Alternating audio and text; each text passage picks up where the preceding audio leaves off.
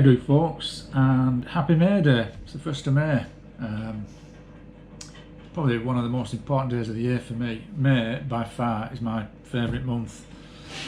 And under normal circumstances, I'd be swanning all over the place now, getting geared up for going down south, looking for nightingales, going up north, looking for orchids, rare flowers and stuff. But instead, what I'm going to do, because I can't go very far, I'm going to do a walk, and not on May Day, I'm going to do it tomorrow because the weather forecast is better.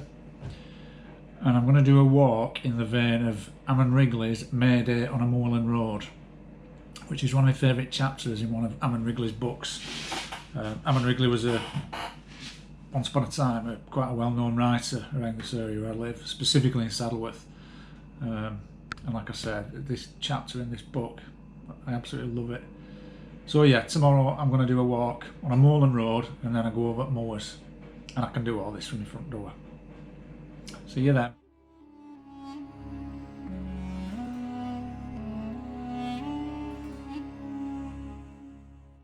Morning folks, here I am, day after May Day, and I'm on my Moorland Road.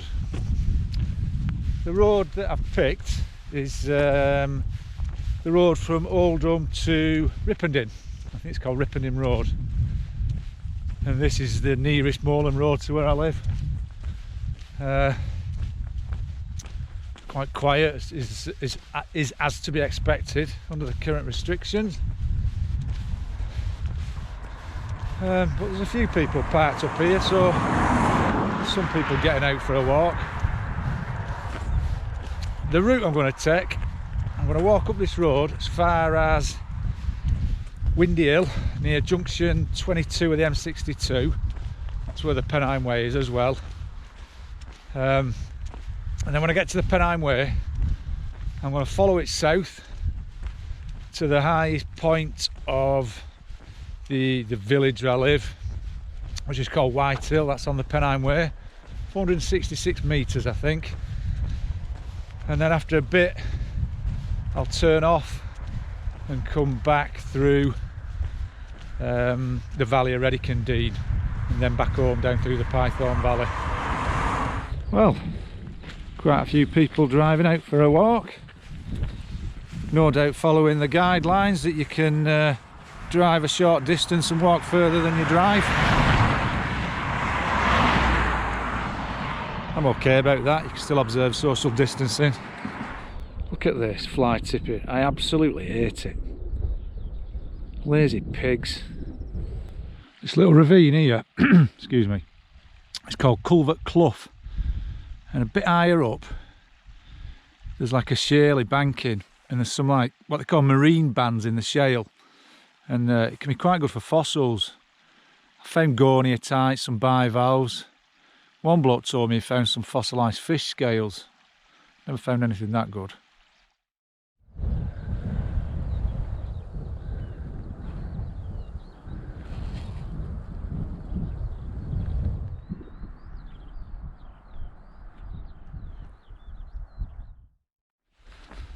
I don't think Ammon Wrigley would be impressed with this Moorland Road.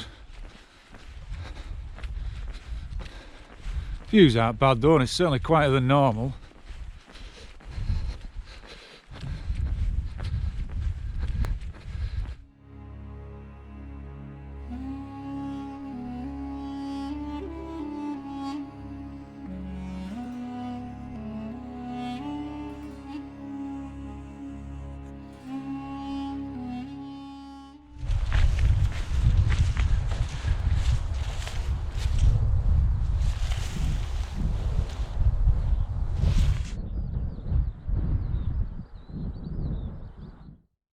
Right, I've left Ripondin Road and I'm on the Pennine Way heading south. Another reason for this walk, as well as doffing my cap to Ammon Wrigley, is where I'm walking up here. It's called Axle Tree Edge. Now in about 2008 a bloke discovered a few dotterel up here on passage, and for those not familiar with dotterel, they're just one of our best birds. They breed on the high tops of the Scottish mountains, proper like montane species. Anyway, on migration there, sometimes they stop off at various hills and moors and places. There's quite a few places in the Pennines where they've turned up, and Axletree Edge is one of those places. Pendle Hill's another good place from. Anyway, from 2008 to 2010 they came 3 years in a row. Unfortunately none have been since then, but every year I'll do 1 or 2 walks up here just in case they come back, and that's the purpose of this walk from now on really. I'm not expecting to see one, but I certainly won't see one from sitting in chair at home. Now I don't know if the camera's picking this out, but can you see all those white blobs over there? Well, I'm pretty sure they're bags of heather brash, and they've probably been put down by an organisation called Moors for the Future. They helicopter it in, and then where the peat's eroded, they spread like a brash of heather that kind of binds it all together, halts the erosion, and also in the brash there's heather seed, which sets seeds into the peat, and it stabilises everything, and it allows other forms of other kinds of plants to grow there as well. This is how I like to see my moors around here managed. I think they're a brilliant organisation, Moors for the Future. As well as doing stuff like this, they block up some of the drainage channels, the groughs and stuff, so the moors are wetter, which is better for the birds like the golden plover, curlew, dunlin, and also it makes the moors more resilient when it comes to moorland fires, which is a perennial problem round here. There might not be any dotterel today, but there's plenty of skizzies, skylarks.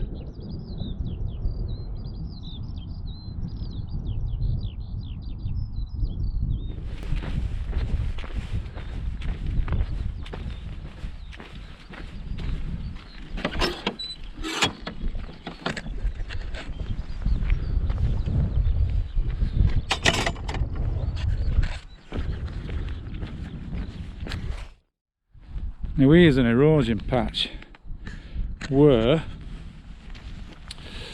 under the peat here, this sort of layer, this is where you find your flints.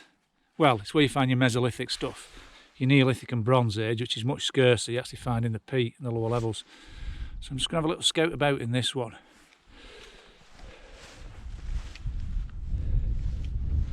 Hey up.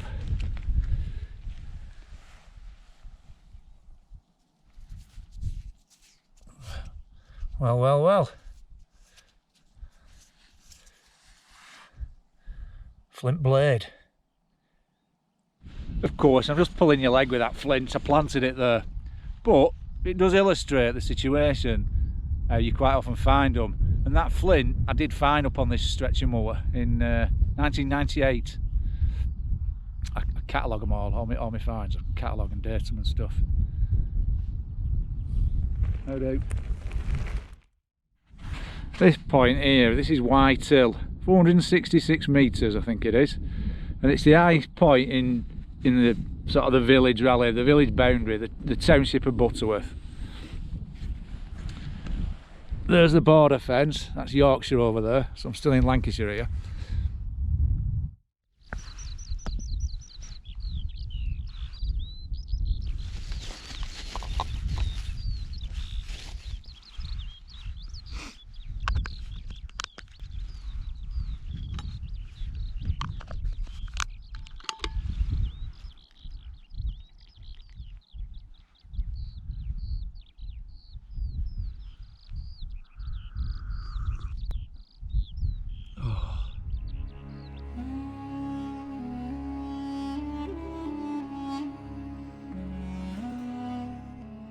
This trig point on White Hill, I don't know if you remember, but years ago all the trig points were kind of decommissioned, and there was an option where you could adopt one or several, whatever, and I remember this was one I really wanted, and I tried to adopt it along with a few others around here, Dog Hill, Blackstone Edge, trying to think of some others, Manshed End. Anyway, I applied to adopt them all, and I got knocked back on every single one. Well, this was the one I wanted the most, being the highest point in the village where I grew up. For the past few years it's looked pretty bad. You can see this big gouge in it here. And I've always thought to myself, I'd have proper looked after it if it had been mine. Anyway, it's had a right good lick of paint since the last come up, so whoever ended up with it, fair play to them. They've tried a bit harder. I'm just looking south here on the Pennine Way. I'm going to turn off in a minute, but I just want to point out how close I am to the Peak District really. It's a couple of hours walk from my front door, and I'm pretty much on the northern boundary at Stanage. Anyway, there is Black Hill, there is West Nab, and over to this side, not that clear, you can make out Bleaklow. Right, it's 1:10, I better get weaving.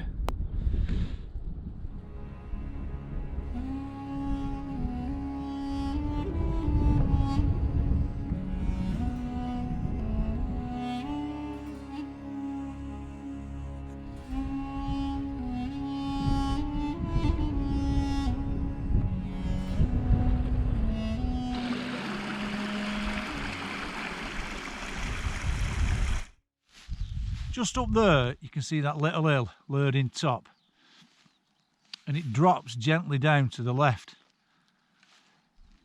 Well, that hollow that it drops down into, it's known locally as the Boxing Hole, and I found out that it got its name because it was once a little secluded hollow in the moors where illegal fighting took place, betting, gambling, I'm guessing in the early 1800s.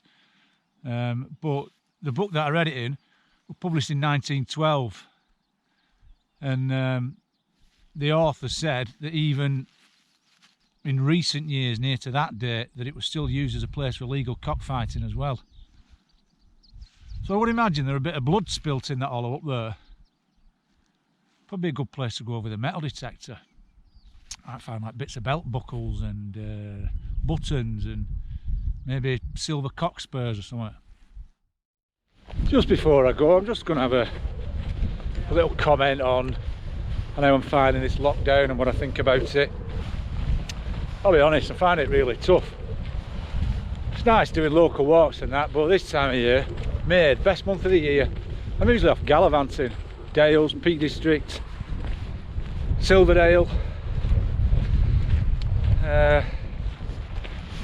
I just think we've been a little bit too quick to give up our freedoms for walking.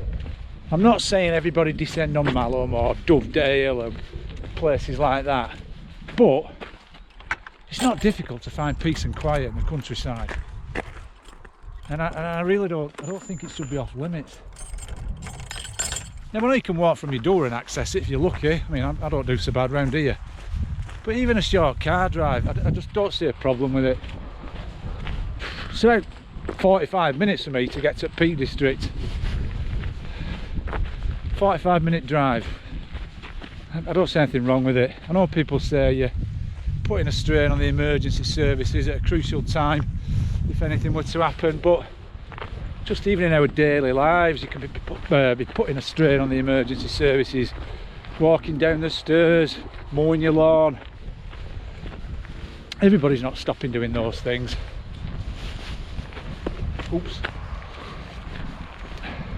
I come across something the other day from the police, and basically it said it's acceptable to drive to do a walk providing the walk is significant longer than the drive there. That just sounds sensible to me. I suppose it could be exploited. I wouldn't want to drive 2 hours up to the Lake District, do a walk and drive back, but I could certainly access the northern parts of the Peak District and Pendle Hill, proper decent places like that. Anyway, it seems my view mostly at odds with a lot of people's, but there it is, that's my view. Anyway, I'll see you next time. Bye.